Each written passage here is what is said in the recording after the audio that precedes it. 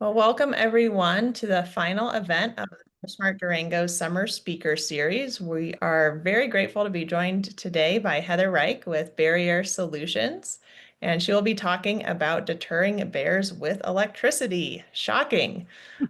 This series is brought to you by the Durango Herald and sponsored by them, so we're really grateful for them as sponsors.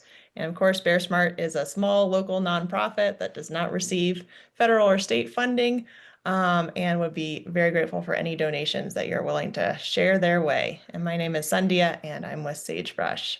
So I'll be your tech support today. So without any further ado, we'd love to invite Heather to introduce herself. Thanks so much, Heather. Hey, everybody. My name is Heather. I've got my husband Derek here because if there's some technological questions that come from the presentation, he's really good at answering them. I am a career bear biologist. I worked with Montana Fish, Wildlife, and Parks on grizzly bear conflict resolution.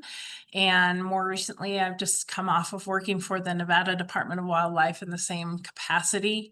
Many years ago, electric has been a big player in helping mitigate human bear conflict. And I kept getting people asking, when I would say, oh, you need to put up electric fencing around your chickens, people would say, well, is there anyone that does that? And I would always have to say no. And I would go home and think, but I can do that, but my agency would not support it, liability, all that good stuff. And so I looked at Derek one day and I said, there's 100 people lined up behind me wanting to work for a state agency and get their hands on bears and trap and relocate or whatever, do all the hazing. I've done that. Why don't we start our own business and actually become a resource for both agency biologists, but also for the public, because there are these great options out there for a non-lethal way to help bears live with all of these people that are moving into their habitat. And so we started Bear-ier Solutions. And this is pretty much what we do now. And so it was a really good opportunity for me to sort of talk about electric specifically for deterring bears. Really quick, for those of you who weren't here, we just had a dog in the screen with us. That was one of our Curlian bear dogs. And I saw a question in the chat saying, how do we use them? We use them in the capacity of a state agency where we would have trapped bears that upon release, we would want to haze them, give them a negative experience with humans and dogs. And we would actually use those dogs to do that. Now they're just glorified pets, but they had a career. They still work from time to time.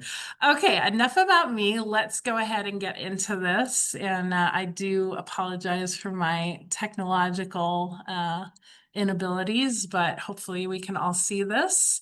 And we'll go ahead and start. So we're going to talk about using electric to deter bears. And for the most part, I'm going to talk about electric fencing, but I'm also going to get into a little bit of the electric mats, which is what we kind of specialize in.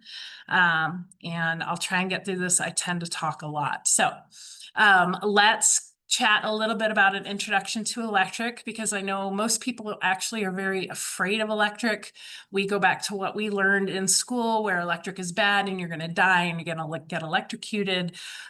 So let's kind of revisit a different aspect of electric, which is what I'm going to be talking about. And this is going to come in the form of electric fencing electricity. So this is a great system. It was created for animals, so it's a very safe thing to use. It's the line I always use was stated by Jeff Marley. He owns Margo Supplies. They're a Canadian company that does a very similar thing. Electric hurts, but it does not harm. And that is the perfect description of using electric fencing type electricity to deter bears. It's effective in deterring wildlife, but it doesn't cause any kind of lasting harm. It's a non-lethal deterrent. The great thing about electricity is it's not only a physical barrier, but it's a psychological barrier, because there is nothing in nature that prepares a bear for an electric shock. There's simply nothing in nature that they have experienced like an electric shock. And so it messes with that really smart bear brain. And once you get to know electric fencing and what you can and cannot do with that electricity, you're really only limited by your imagination of what you can do with it. So electric fencing, a really brief history. It's been around since about the 1930s. It was developed to contain livestock. So if it killed animals, it wouldn't be used widely. We're changing it around a little bit and actually using it to deter bears from accessing things like wild livestock. The energizers send out a pulse of electric, and this is to allow relaxation of the muscles and to break from the electric fence. So of course, you're going to get some muscle tension when that shock happens, and then it releases and you can back away, or in the event of a bear, it runs away. And just to kind of put in that safety perspective, less than 1 person is injured or killed worldwide from electric fences. So extremely safe because it is used worldwide. And also know that it is actually the amperage is what is really devastating to people and animals. That is what kills. And to put it into perspective, electric fence energizers put out 300 milliamps, so less than 1 amp. Now, you're more at risk of dying from your toaster because that is directly attached to your, what, 15 amp. your 15 amp. And you think about like, okay, well, I think the toaster popped, but the bread didn't come up. So I'm going to take my knife and try and get the toaster out, and zap, you are electrocuted and killed. This is converting that amperage from your outlet down to 300 milliamps, really tiny amperage, not enough to hurt. Now, safety, always good to go through. An electric fence can, under certain scenarios, such as dry weather conditions or an improperly installed fence, could potentially start a fire. But if you do install it properly and you maintain it, you will be safe from a fire. And again, another, to put it into perspective, we have people up in the Tahoe Basin who actually electrify their homes. They have electric wires that are going across their windows and doors. If electric fencing started fires, we would have the entire Tahoe Basin would be burned down, because there are probably thousands of homes that have electric across their windows and doors up there. But you do want to minimize those. So if you have an electric fence, just do some light maintenance of it, control your weed growth. If you hear snapping, which is an arc in the fence, it just means it's found to ground. You're going to want to repair that. Now, if you go online, you're going to find this little quote: electric deterrents using electric fence energizers are not typically harmful to humans, but it does have the potential to cause muscle spasms, which could cause heart individuals, blah, blah, blah. We actually had a cardiologist buy one of our mats, and we said, hey, while we've got you here, what are the chances that our mats, if someone steps on them, are going to have a heart attack or it's going to screw up their pacemaker? And he said, well, what is the joule rating that you're using? And we said, oh, well, on average about 0.8 joules. And he kind of laughed and he said, okay, well, we restart hearts at the lowest setting of 200 joules. So I'm pretty darn sure your little tiny 0.8 joules is not going to have any effect on it. Now, that said, warning signs are a must. Okay.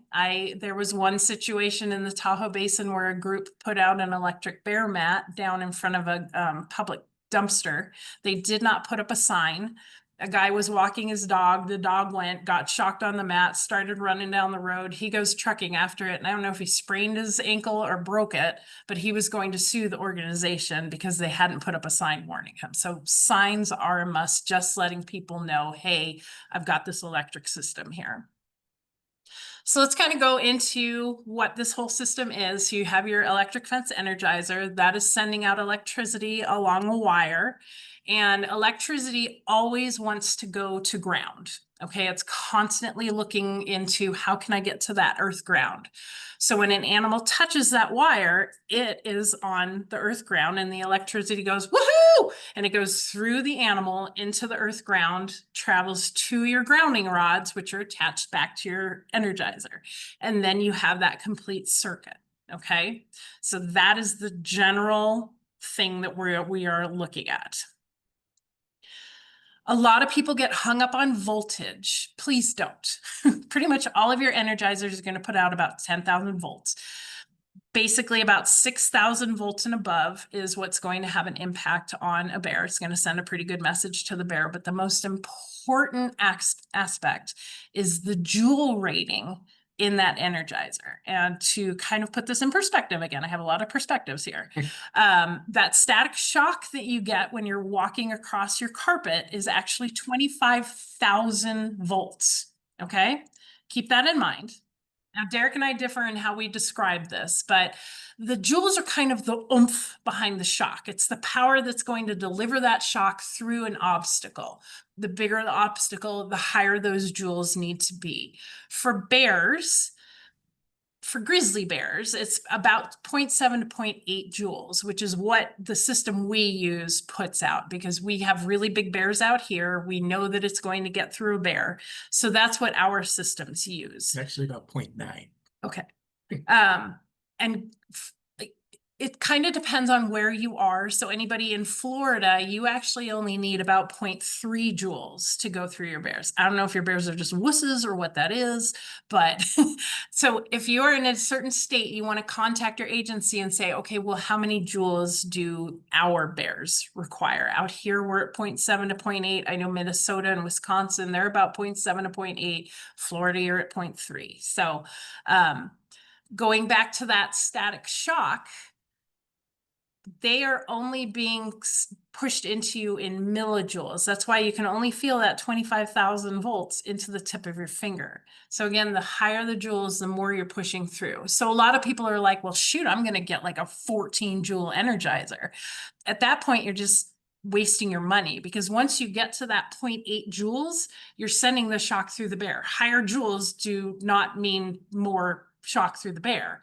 You've already got the system going. So It's not more shock, but there is more punch, but it's just not necessary. yeah. Also, when you talked about the voltage on an energizer, if anybody's ever tested an energizer on the energizer, you will not see those numbers. Most energizers put out 5,000, 5,500 volts on your energizer. So if you go to test the poles on the energizer, you go, oh crap, my energizer's not working. I'm not getting the voltage I should get.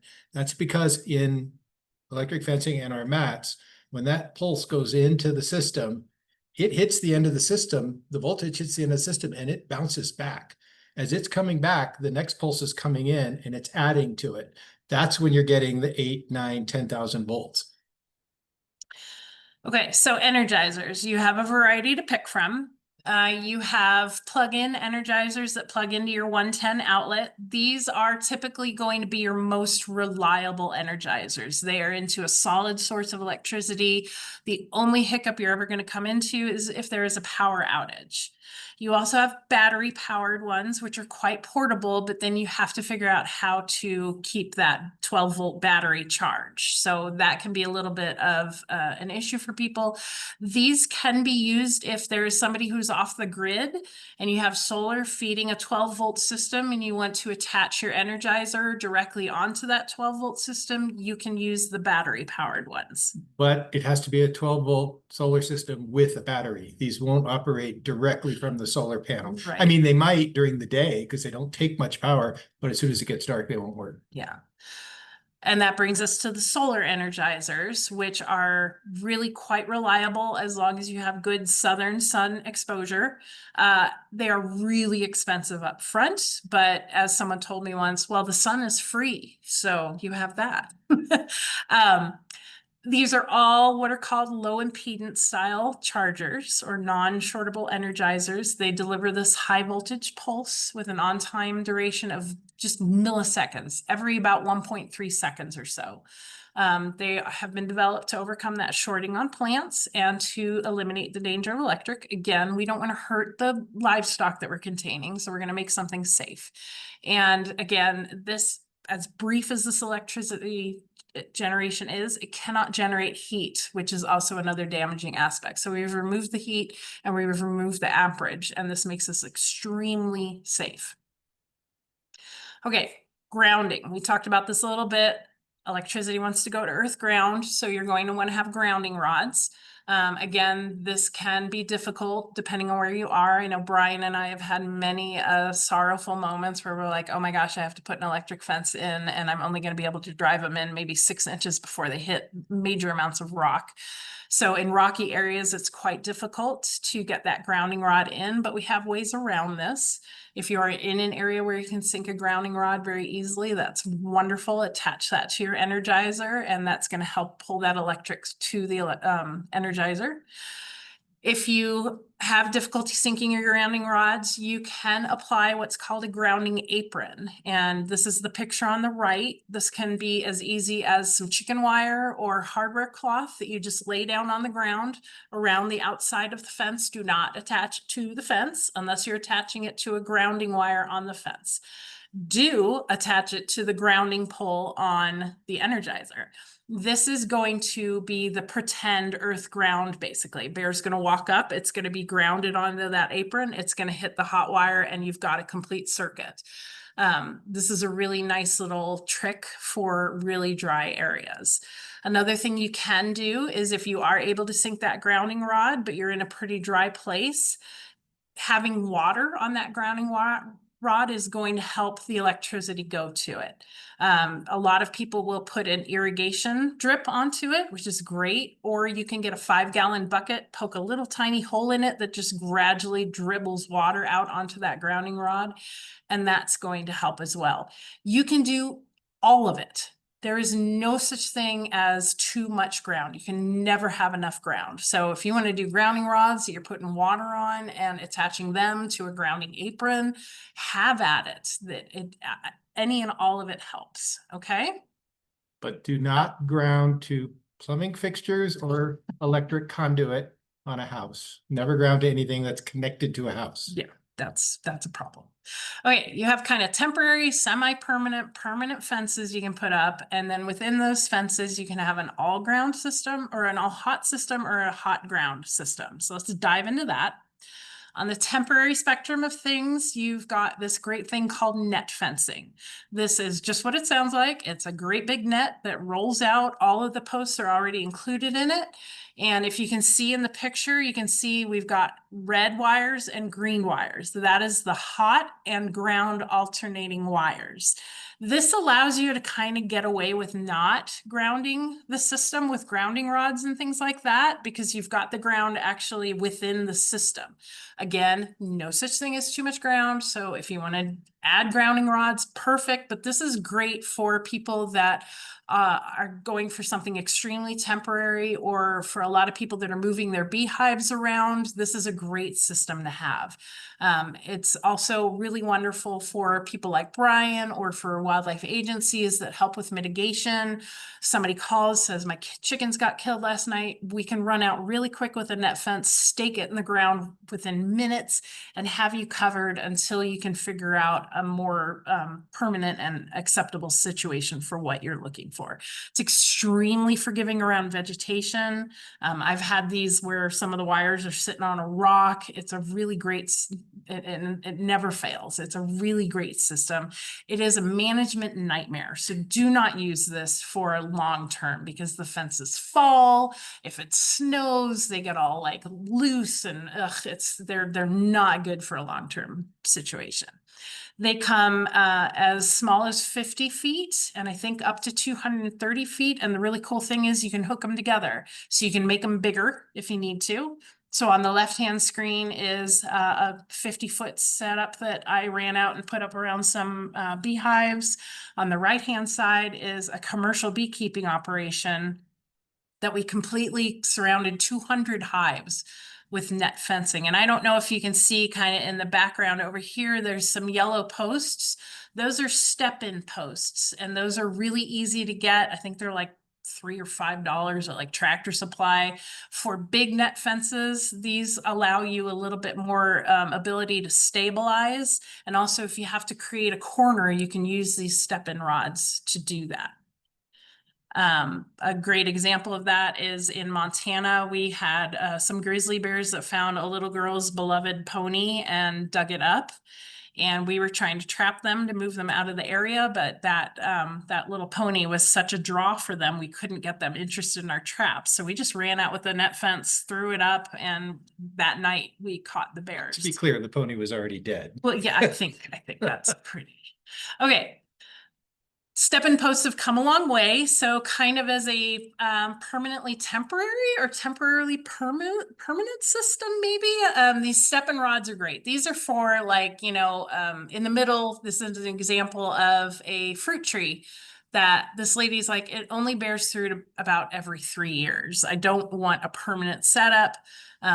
So we just took in a bunch of these step-in posts and ran polywire through them, and voila, you have a fence. So these are really great, again, for seasonal type situations where you don't want to have a fence up all summer long, but you don't want the maintenance nightmare of a net fence. And the ones on the left, I don't know if you can see them, but they have 2 posts to them. So they're going to be a little bit more secure than the ones on the right that just have the single post. These ones have adjustable clips. So the tops are all hard fastened on there, but these clips move back and forth. So you can actually adjust the heights to what you need. Permanent fencing, of course, is something that you put in and that's not going anywhere. So T-posts that you've sunk into the ground, the lower right-hand corner, these are insulators that are fixed to a wooden fence post. On the top right is kind of a system that we use a lot around here. These are actually fiberglass rods that have holes drilled into them every 2 inches. And in this situation, we're protecting from livestock. She has woven wire all along the base of the fence, but the bear was coming over the fence. So we attached these fiberglass rods and did a hot ground hot system to keep the bears from coming over the top. And this is kind of a new thing that we've started just this year, and we're really, really happy. You can paint these fiberglass rods. So we were able to make it match this woman's fence. Looks really pretty, very easy to maintain, very time consuming, but once it's up, and it's just that minor maintenance for it. And one of the nice things about those is if it's a shared fence with a neighbor, you're putting the fence up high, so there's no danger of a neighbor's kid or dog or something hitting it. And it seems to be more readily accepted by the neighbor like that, rather than wires down low, which is going to be on their side if you're trying to protect the other property. So it's a good compromise. Okay, so within these, you've got your all hot fence, which is very easy for people who aren't as familiar with electric to put up. This is just what it sounds like. If you look at that upper right-hand corner, you're pulling the hot from the energizer, and then all of your wires up above are hot. This is really good for places where you have very good soil moisture. Not good for us, Brian, out here out west in the dry. I know there's someone from Texas here, so you're hit and miss on where you are. You really need to pay attention to your grounding system with this, okay? And this is where a grounding apron may come in really handy if you don't want to deal with the hot ground hot system, but you're in an arid environment. You need to consider that grounding apron to really help your grounding, okay? Very easy for residents to put up though, and so that's often what we find people do. We out here do a hot ground alternating system. Okay, so picture in the lower left, you're pulling your hot from the energizer and then you're jumping it down to the 3rd wire. And then likewise, you have a ground in the middle and you're pulling that from the energizer as well. And this is just like that net fencing system. You've got the hot ground hot. We like it for bears and we do a 5-strand system. So ours is strands 1, 3, and 5 are hot, and strands 2 and 4 are ground. And that way, if a bear tries to go under, it's going to meet that hot. If it tries to go over, it's going to meet that hot. And if it tries to go through, it's going to meet that hot ground. Now, complication here is you're pulling from the energizer to the first wire.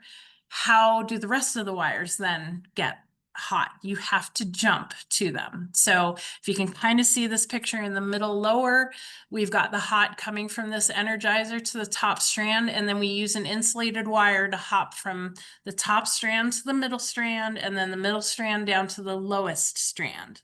And then we do the same thing with the ground, and that powers all the wires. Hopefully that makes sense. And I'm going to kind of fast forward through this to just sort of show you these people went above and beyond. They did a 7-strand hot ground hot system.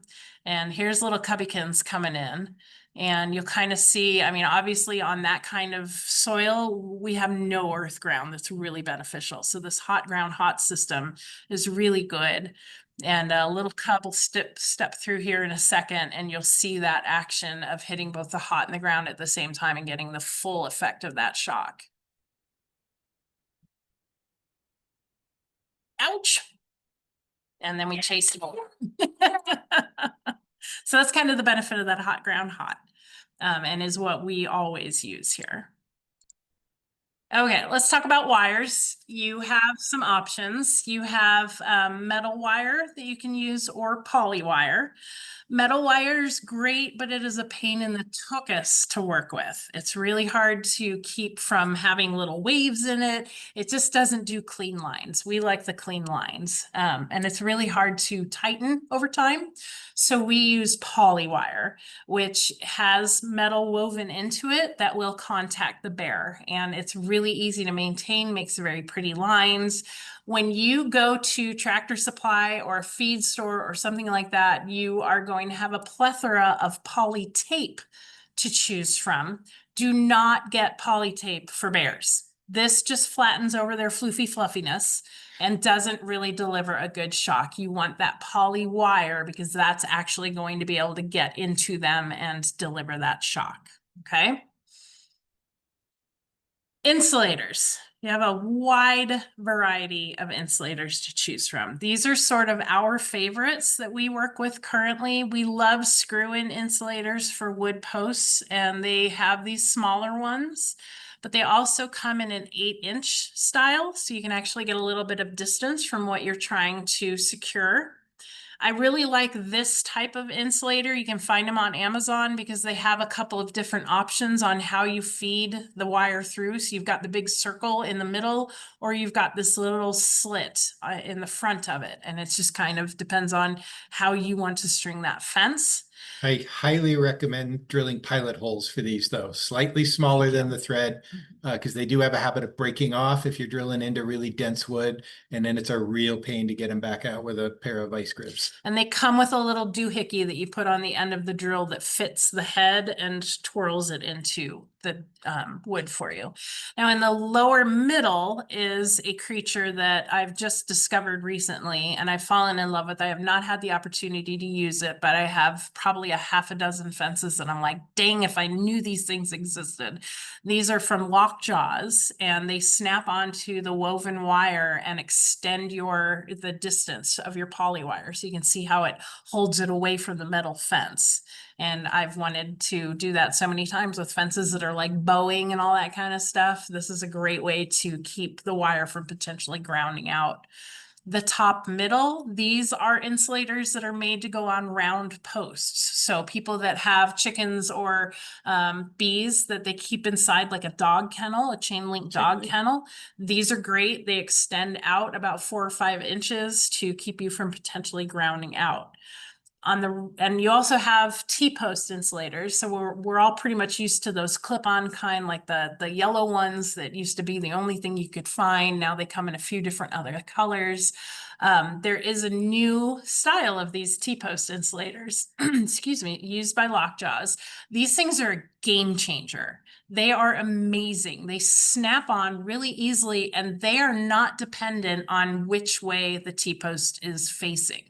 So when you're pounding a T-post in and that T-post turns on you and you're like, ah, crap, how am I going to make it all, how am I going to get the clip gone? Or more importantly, when you're making a corner around a T-post. These things snap on and will adjust to whatever direction the T-post is on. And if that T-post is your 90-degree corner, it wraps right around and you don't ever have to risk being grounded out on that T-post. Because that's basically a big grounding rod. Yeah. They also have the ability to be staple, what am I trying to say? Fence staple hammered into wood posts, and they still work. So these things are a complete game changer. They come in pretty colors. They come in purple and white and orange and black. And you can find them on Amazon, or Lockjaws themselves have a website that you can purchase from. So these are a game changer for us. Things you don't think about. A lot of people are like, okay, I need insulators and an energizer, and I throw up my electric fence. Well, what do you do when you come to the end run of the poly wire? How do you secure that? So we're going to go through a few things that don't readily come to mind for people. So on the upper left-hand corner, you've got poly wire connectors. These are, and I'm going to refer to the picture in the middle bottom. These are where you have an end run to your wire and you need to tie it back onto itself. You just weave it into this poly wire connector, screw it down, and that holds steady. Or if you have a splice in your fence, you can use these poly wire connectors to cure that splice. You don't have to run a new fence. You don't have to tie an ugly knot. You just do this poly wire connector. They're metal, so they're conductive, so you keep your flow going.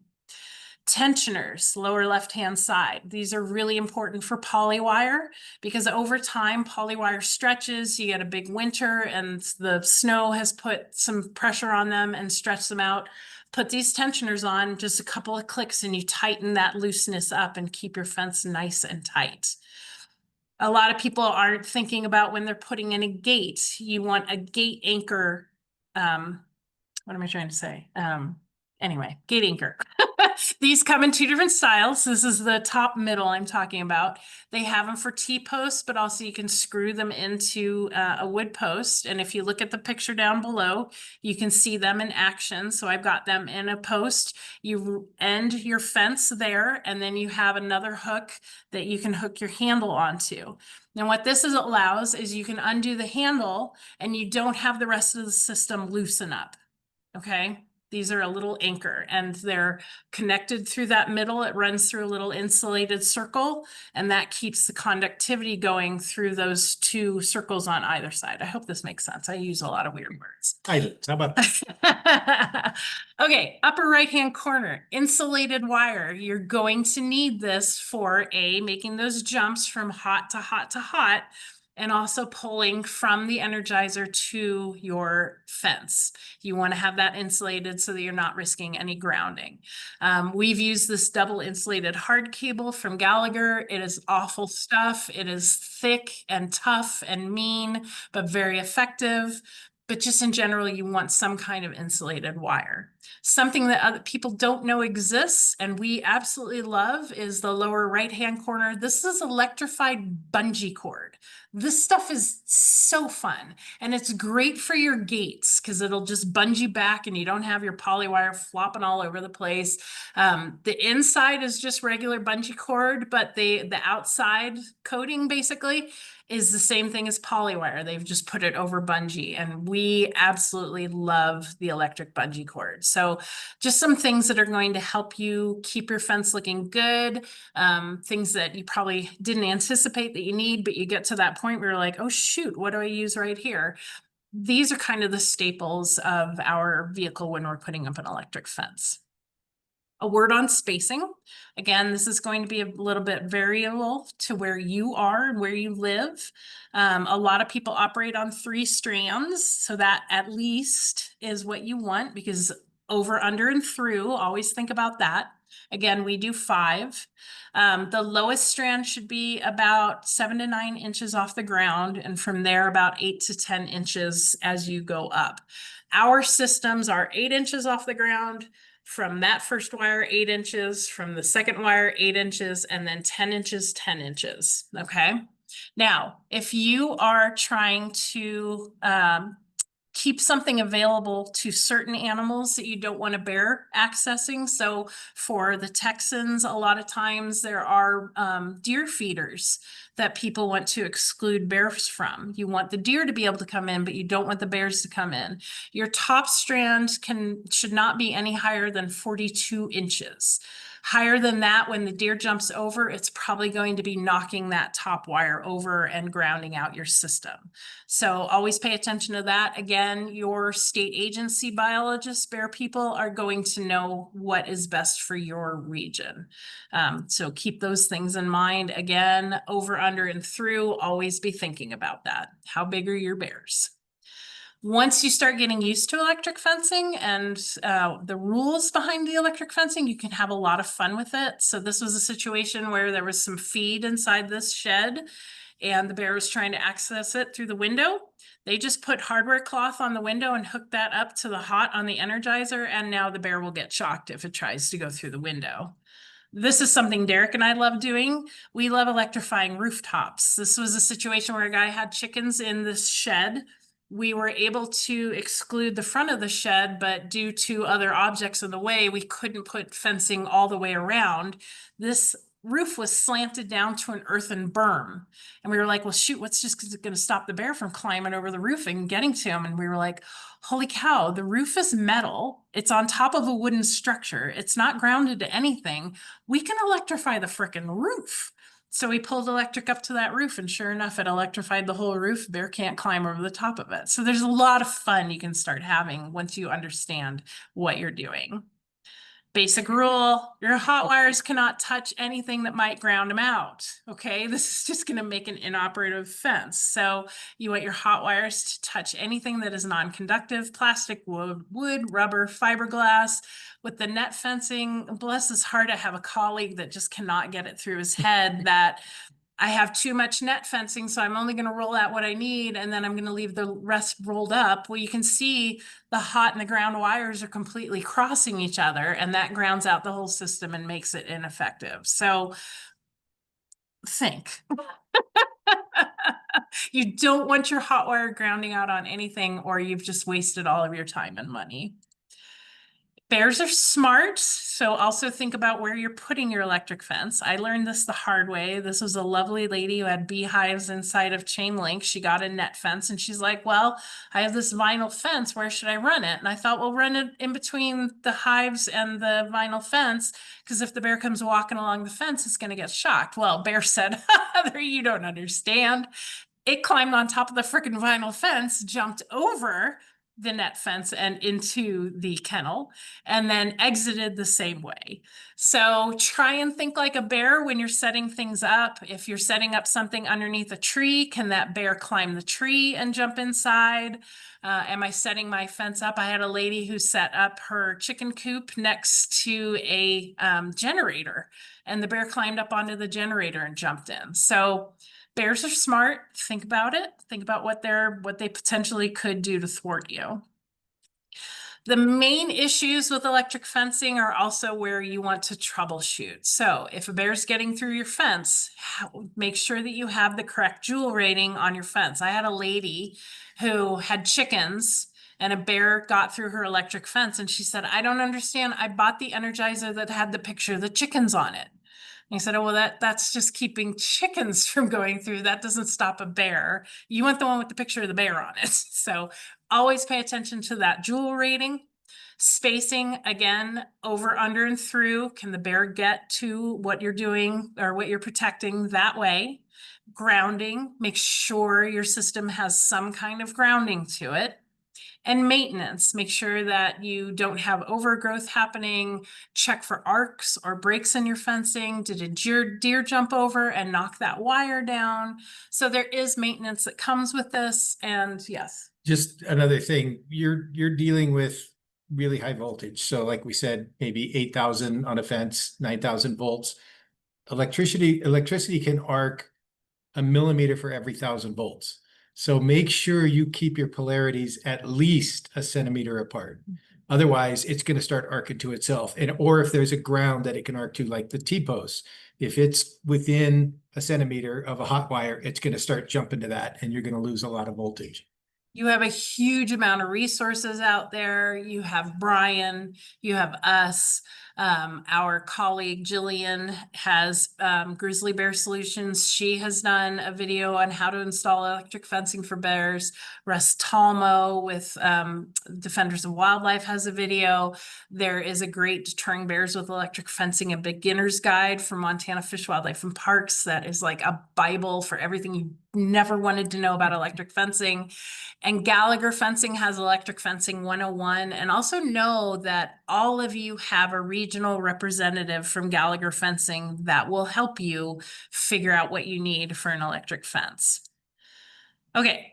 I'm going to talk a little bit about electric mats, and I'm going to kind of run through this because I've been talking so long about electric fencing, but electric mats are what we mainly do. And this is basically a glorified electric fence on a rubber mat that a bear will step on. And a shout out to 2G for some videos that I'm going to show here. He's a big cheerleader of ours and provides us with amazing videos because he uses our mats for mitigation up in Lake Tahoe.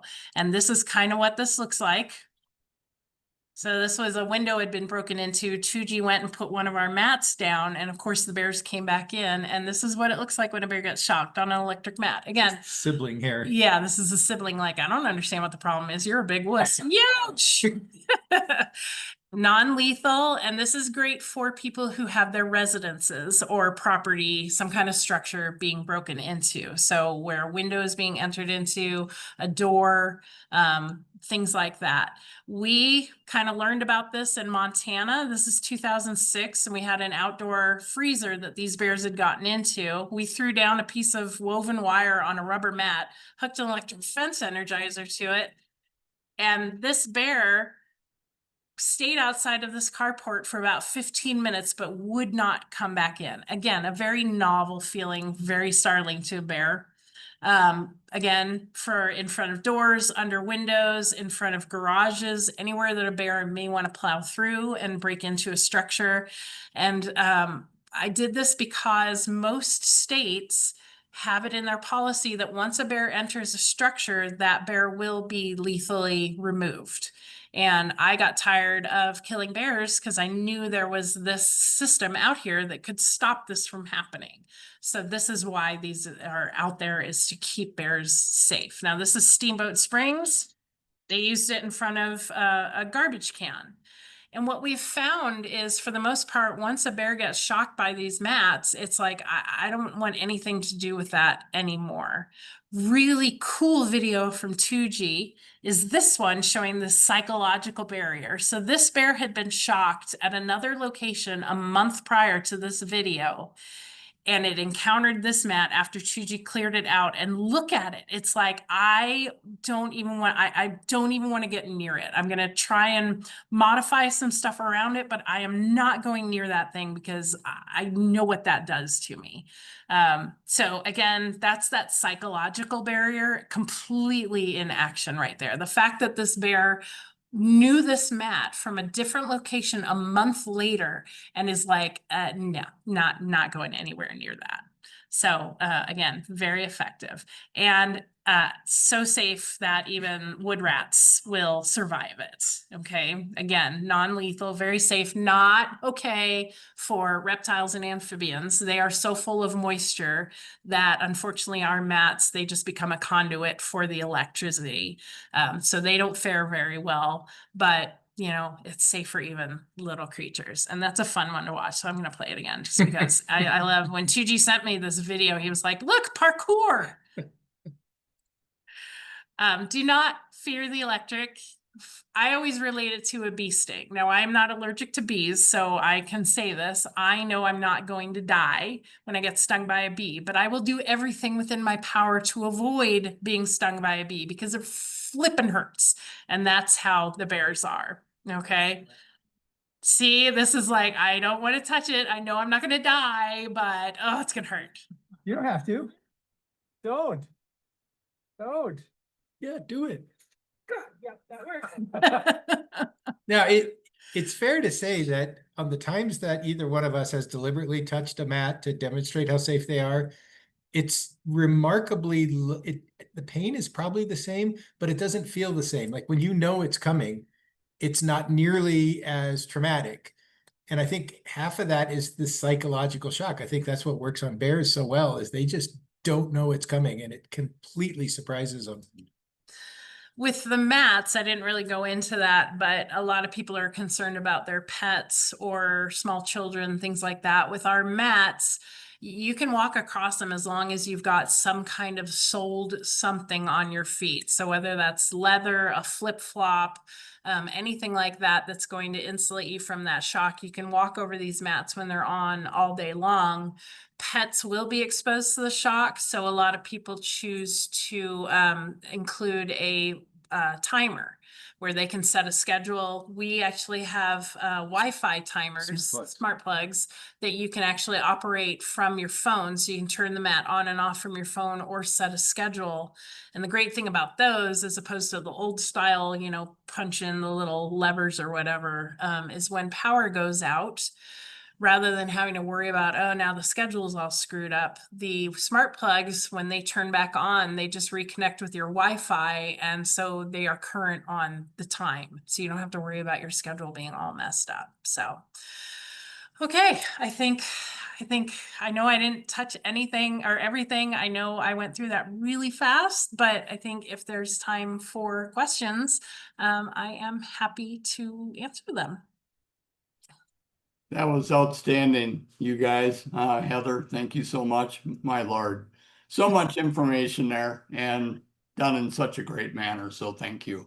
I just had that experience last week. I was hooking up an electric fence, electric netting for chickens and ducks. And the guy plugged in the extension cord without telling me. And I was hooking up the ground to the Energizer. Yeah, it's not fun, but It happens. You know, she denies this, but I tell this story a million times. We were setting up some mats up in the Tahoe Basin, and it was springtime, so there was still a little bit of snow that from a previous snow. And I was kneeling down on a knee that I have hardware in. I got metal in, and she plugged it in. She claims she didn't know that I was kneeling on it doing something. I had no idea I could jump that high, though. I never have in my life, but boy, yeah, especially when you're wet. that sounds a little suspicious. Yeah. One question I get all the time is, what does an electric fence or an electric mat, what's that going to do to my electric bill? Can you talk about that? Good question. You're gonna have to steel yourself for this one. Yeah, you're sitting down already, so that's good. It will add about $12 to $15 to your electric bill per year. And that's if you leave it on 24/7. All year. So, yeah, not much impact at all. Basically, the Energizers operate on about 1.5 watts. So it's less power than the light in your refrigerator. And if you think about that pulse, it's a little over 1 second for milliseconds. So technically the Energizer is actually off more than it is on, which kind of messes with the brain, but yeah. Okay. And can you explain the wiring on for the aprons going from the ground to the apron to the fence? Yeah, so when you're using a grounding apron, you're going to put that down on the ground around your fence. And then you can either pull an insulated wire from the grounding apron to the ground wire on your fence, or what we prefer to do is actually attach that grounding apron directly to the ground on your Energizer. So that then you've got that complete circuit going on. That the grounding apron is kind of pretending to be the earth ground. So the electricity goes from your hot wire through the animal to the grounding apron and then to the Energizer and completing that circuit and getting the full effect. Well, and they're great aside from super dry climates like ours, even in heavily forested areas where you might have 6 inches of pine needles and duff. It's really difficult for that ground to travel up through that to the bear. So they're really wonderful for that, but most people would probably figure this out, but if you go to buy this stuff, sometimes you find it at Home Depot or wherever with a sort of plastic coating on it. Don't use that, because that basically is just insulation and it's going to really destroy the effect of the ground. Yeah. And I know both the retailers here sell the step-in posts and they're 36 inches tall. And a lot of people buy electric netting that's 36 inches. If you definitely want to keep bears out of, say, apple trees or chickens, what height would you recommend for those? You know, the 36 inch is going to be okay. because again, if the bear tries to go over, it's going to hit that hot wire. But what you really want to do is, and I'm glad you asked this question because I didn't mention this, is when you're trying to exclude a bear from something like a chicken coop, apiary, fruit trees, think about the reach of the bear. So you're going to want to have that fence about 2 to 3 feet away from what you are trying to protect. This is really hard sometimes with fruit trees because, of course, branches.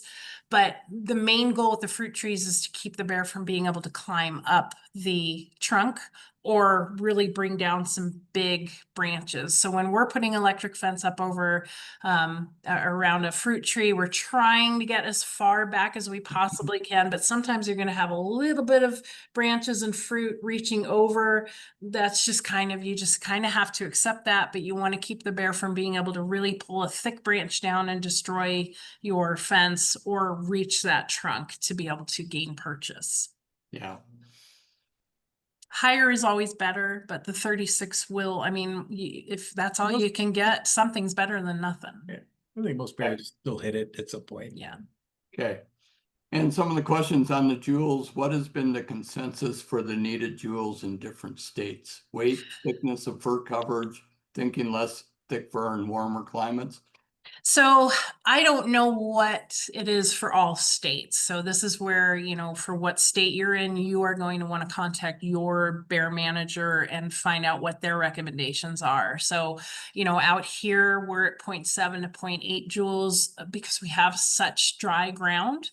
But also we grow really big bears out here. We're growing 500 and 600 pound bears. And that dry ground, you really need that joule rating to get through them. Florida, talking to the Florida biologist, he's like, we just need 0.3 joules, but their bears are standing on really moist ground that's helping pull that through. In Minnesota, I know talking to the biologist up there, he's like, no, we're at 0.7 or 0.8 because they have so much agriculture. The bears have gotten used to a lower joule shock. So they had to up the ante on their bears. So talk to your local state wildlife agency to find out what they recommend for your particular situation. There is no blanket rule. I would pretty much promise that probably 0.8 is going to get your black bears in Florida. Again, it's not going to hurt them or anything like that. But you're paying more money for that and maybe you don't need it. So, Yeah, but it's always better to err. It's like Agreed. buying a truck and you're trying to decide which engine to get, and you save money and buy the smaller engine, and then you're trying to climb a hill with a trailer behind you and the thing isn't making it. You can always, you'll never regret having too much. Yeah. But you may regret having not enough. But again, don't go for like 3, 6 joules because at that point you're just paying way more money for something you don't need. Again, we go by grizzly bear standard, which is 0.7 to 0.8 joules. That's what We sold some mats to a guy in Australia who was using them for feral dogs that were harassing his sheep. And we set him up with Gallagher Energizer down there because of their system is different. And it was the equivalent of the Energizer we use. And he was just so ticked off at these feral dogs. He's like, no, I want to get this one. And he sent me a picture of it. It was a Gallagher Energizer that was 14 joules. And I didn't know what that would do. So I checked with our Gallagher rep and he goes, well, it's not going to kill him. It's the same voltage, but he goes, it'll have more punch, but it's just a complete waste of money. It was hundreds of dollars more. That would be more for elephants, I would think. Yeah, exactly. Yeah. And if you're having a real hard time with rocky, dry soil, getting a ground rod in, it's supposed to be in close to 6 feet. And if you're not coming anywhere close to that, does 3 ground rods stuck in 2 feet equal 1 ground rod? It actually does. Pretty Okay. close. It actually does. Yeah. But Yeah. don't use copper Yeah. Never Do not use copper to ground oxidize. rods because they oxidize and the oxidation is Yeah. gonna. But no, absolutely 3 2-foot ground rods will absolutely qualify. Good. So Yeah, nobody's ever gonna get a 6-foot rod in Colorado or Nevada, not in a million years. yeah, I found that out in the last couple of weeks. Do you need to water the entire grounding apron too, or just the ground rod? No, I would just a ground rod. And again, that's just to help pull that electric to you. But a grounding apron, you've got so much surface area. Don't even worry about it. That's a cheater.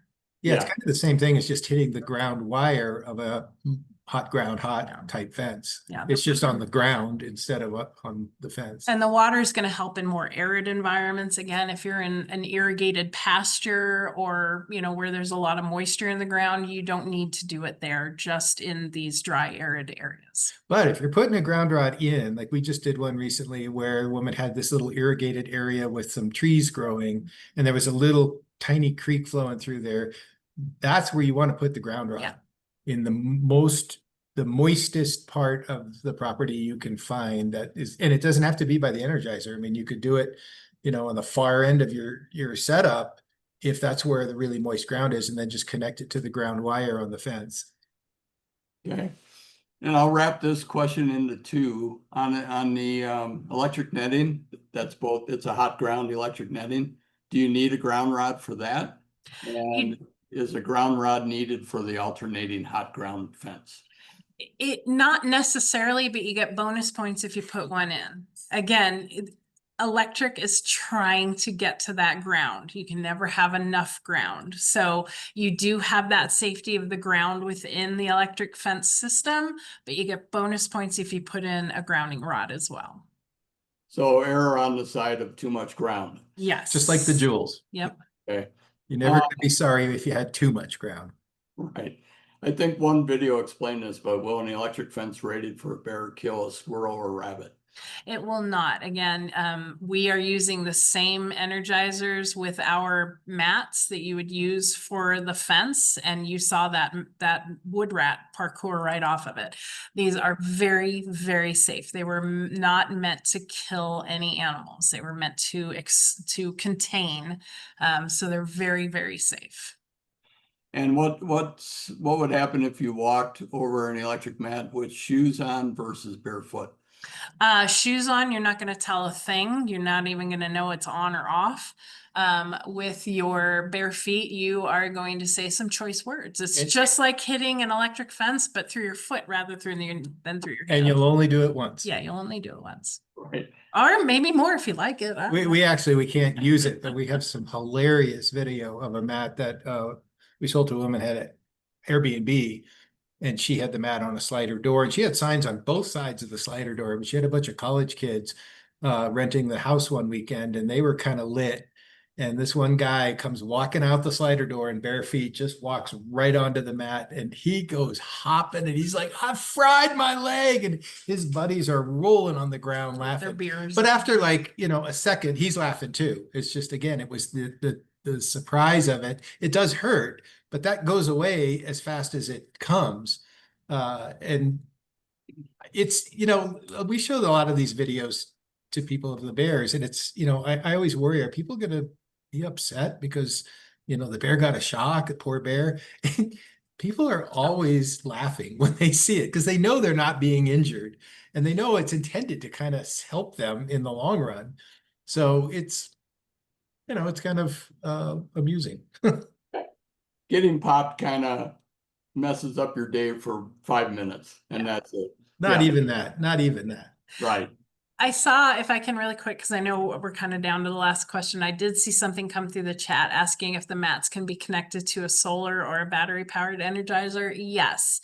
Any energizer, the mats can connect to, just like an electric fence, any energizer. Also, just to clarify the solar energizers, we talked about it a little bit. You could power a energizer off a solar panel, but only when there's enough sun. The solar energizers have batteries in them. That the solar panel is not powering the energizer. The solar panel is charging the battery inside that package, and the battery is what's powering the energizer. Yeah. And if you're in a real time crunch, of course, we would love people to order your mats, but if you wanted to make your own with a rubber mat, if you put one sheet of wire panel down, or chicken wire or hardware cloth, as opposed to separating it so you've got a hot ground, are you only getting half the voltage or joules? If they're not Well, That video you saw, the green video with the grizzly bear, that was all hot. Because right. it was just a piece of hog wire we put on a rubber mat out of the back of the pickup. But she was grounded to earth. It was, A lot of times these mats are being put on concrete or wood or Trex stacking, and the all hot system, they're not going to get the full effect because they are insulated when they step on that mat. So they'll get a little bit, but not enough to deter. That's why we have the two different polarities on the mat, is so that they get that full effect. and it's not rocket science. I mean, it's just two polarities that when connected complete a circuit. Anybody could make this with strips of metal. You could even literally tack them directly to a wood deck, as long as there's no screws or structure underneath that's running the ground, and make it hot. It's just maybe not pretty, but I've seen a lot of ghetto systems that people have done. We've electrified chicken wire on a pallet and it worked. But if you don't have a ground, if you don't do a ground panel, you would have to have some kind of ground there. I mean, if you ran a ground rod, it's not going to do any good if it's a concrete pad or a wood deck. The bear would probably get about half shock hitting just hot, but it's half shock. I wouldn't bet my house on that. Yeah, that's kind of what I was getting at. And if we have time for one more question, Derek, can you run and grab the most adorable dog in the world? Lumi, come here. Let me come. Come on. Come on, buddy. So for those of you who weren't here in the beginning, we have Karelian bear dogs. They are a breed out of Finland that's used to hunt bears, and we used them for hazing of bears. And the breed standard is black and white. They look very much like border collies, but this guy has a recessive gene that made him all white. And he has a little bit of a cult following because he is the biggest derp on the face of the earth. But he's also kind of a savant. He is, but he was really good as a bear dog. So this is Lumi, everybody. Hey, Lumi. Lumi. The short story about, it's not maybe not so short about him, is when we got him, it was actually kind of a favor to the breeder because it's such a flaw in the breed to be all white like that. And he was afraid to sell him to somebody that might not neuter him and perpetuate this recessive gene. I mean, he's not albino, but he's just this super light red. So Heather was like, "Oh, I'll take him if you can't find a home for him." And we already had 4 dogs. So I was like, "Hey." And I thought we dodged the bullet. And then one day on his Facebook page, he shows a picture of him and says he's going to Nevada to work bears. And we were like, nope. Okay. So Heather thought he would be great for presentations that she does at schools and, stuff like same kind of stuff 2G does. And he'd be great because he's so people oriented. And I felt bad because every time we went on releases, he was just in the truck barking. He wasn't tested for his prey drive. He hadn't learned from other dogs, but he always seemed like he really wanted to go. So we just did this one release, which was a particularly aggressive male black bear. He's about, 400 pounds, 450, whatever. Big dog, but he was really aggressive and it made me nervous. So I was convincing Heather and Carl at the time, let's put as many dogs as we can on this bear because I really don't want him to turn. So we had like 4 other dogs that were going on the bear. And I said, I'll just release Lumi after they all go. So he can just run and feel like he's part of the team, but they'll be so far ahead. He's never going to be able to catch him. So we did that and I let him go. Those other dogs had like a 10-second head start. Lumi blew past all of them. He caught up to everybody, blew past him and went off that bear. It took him forever to come back because we hadn't really put all the training into him, but we looked at each other and went, damn, he's on the team. Nice. And if we've got a sec, can you grab one and show us what normally look like?